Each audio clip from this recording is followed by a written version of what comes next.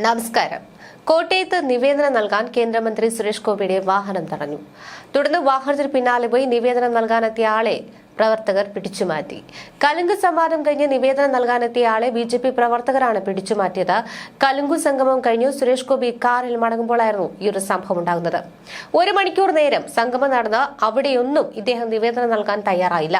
സാമ്പത്തിക സഹായം ആവശ്യപ്പെട്ടാണ് വാഹനം തടയാൻ ശ്രമിക്കുന്നതെന്നാണ് നാട്ടുകാർ പറയുന്നത്. കാറിന് പിന്നാലെ ഓടി അപേക്ഷ നൽകാൻ ശ്രമിക്കുമ്പോഴായിരുന്നു ഇത്തരത്തിൽ ബി.ജെ.പി. പ്രവർത്തകർ പിടിച്ചുമാറ്റിയത്.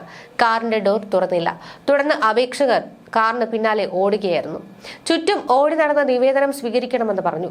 തുടർന്ന് ബി.ജെ.പി. പ്രവർത്തകർ ഇടപെട്ട് പിടിച്ചുമാറ്റി.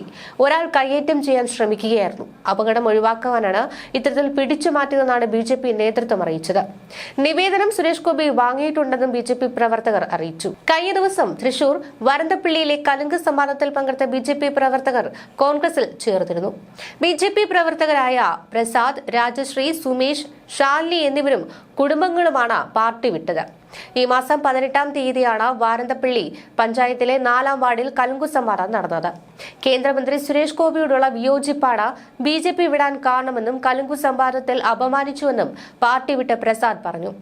സംവാദ പരിപാടിയിൽ ആദ്യാവസാനം പങ്കെടുത്ത ഇവർ 19-ാം തീയതി കോൺഗ്രസിൽ ചേരുകയായിരുന്നു. കലുങ്ക് സംവാദത്തിൽ ഒരു കുടിവെള്ള പ്രശ്നം ഇവർ ഉന്നയിച്ചു. എന്നാൽ പ്രശ്നം ഇവിടെയല്ല പറയേണ്ടത്, അത് തന്റെ മേഖലയിൽ വരുന്നതല്ല എന്നുള്ള മറുപടിയാണ് സുരേഷ് ഗോപി നൽകിയത്.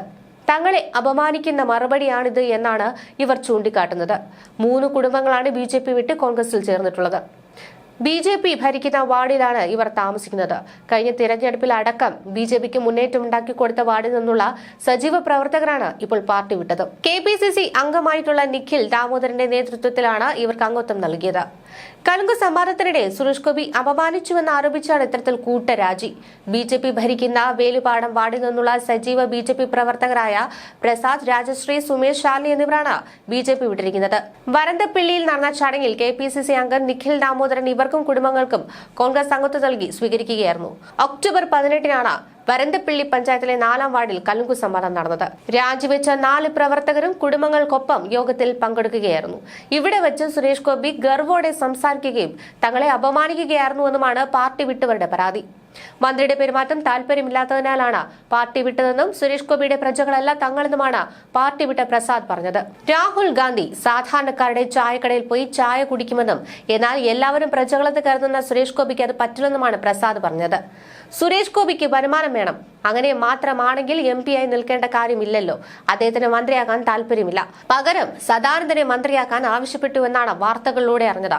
പിന്നെ എന്തിനാണ് മത്സരിച്ചത്? ഒരു മന്ത്രിക്ക് പല ഫണ്ടുകളുണ്ട്. ആ ഫണ്ട് പരമാവധി വിനിയോഗിച്ചാൽ തൃശൂർ ഗംഭീരമാകും.